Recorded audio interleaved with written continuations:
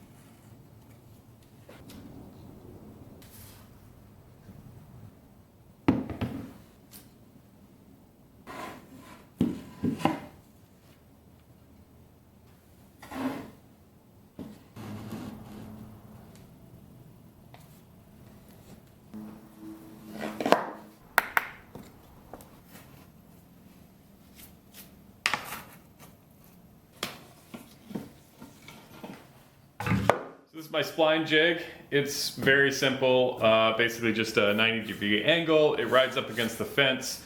It has plenty of room for clamping frames to, and it's an M for Michael.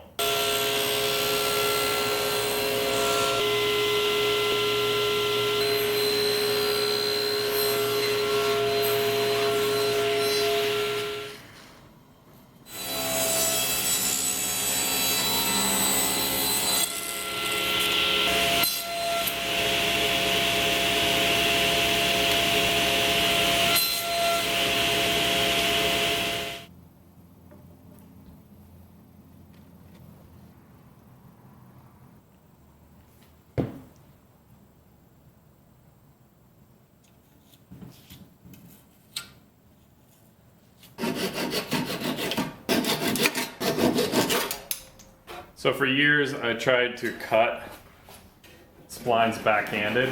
So, you know, this is the natural way. This is an awkward way to do it, and you always end up cutting into the wood. And somebody told me just to flip the thing over. So you flip it upside down, and then you can cut from the same side.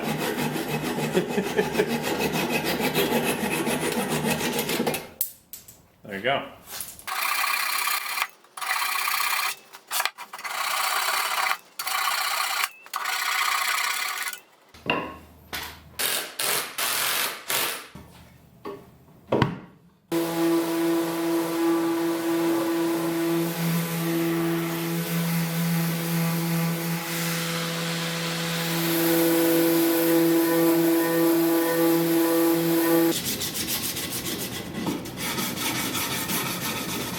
So I've got the frame sanded to 120, and since I'm using a water-based finish, I'm going to wet the entire frame, then sand it to 220. This will prevent or lessen the amount of swelling that the grain will go through when I apply the water-based finish. If you're using an oil-based finish, you don't have to worry about this step.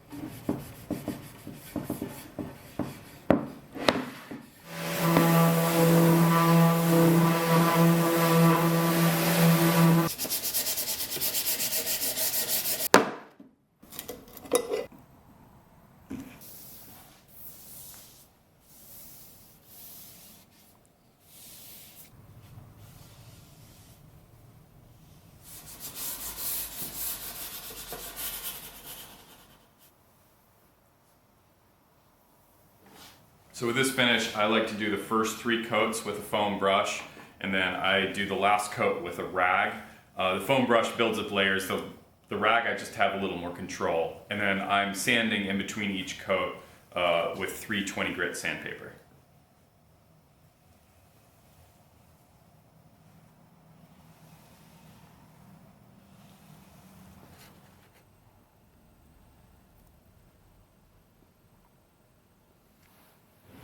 So it's been 24 hours and the frame is completely dry. The last step that I like to do on a finish like this is burnish it. So I take a piece of heavyweight cloth, this is a piece of canvas, and run along the surface of the frame with steady pressure. It just kind of shines it up just a little bit more, and it's hard to describe. It kind of firms up the finish, and if you were to rub up against it, it's less likely to get just noticeable shiny spots. It's a little detail.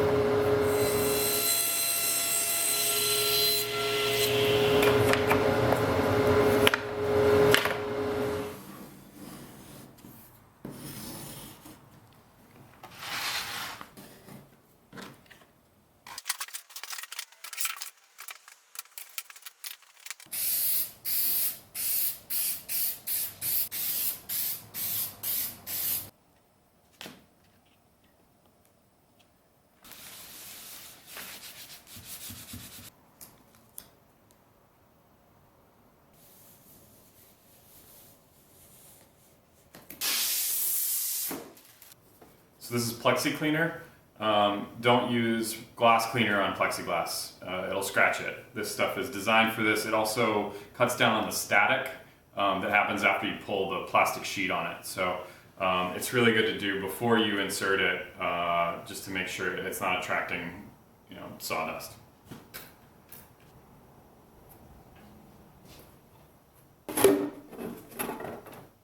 So you'll notice I only made 3 of these, and the reason for that is that I want a nice tight fit on the last one. So the first one inserts flush to edge, the next one butts up against that one, this one butts up against that one, and then the last one inserts really tightly in between the outer ones. The reason you do that is because you can press this edge flush up against this side, and even if there's a little bit of gap here, it gets covered by the next one. And then the next one covers that one. So it makes it so you only have to cut one precisely as opposed to cutting 4 of them precisely.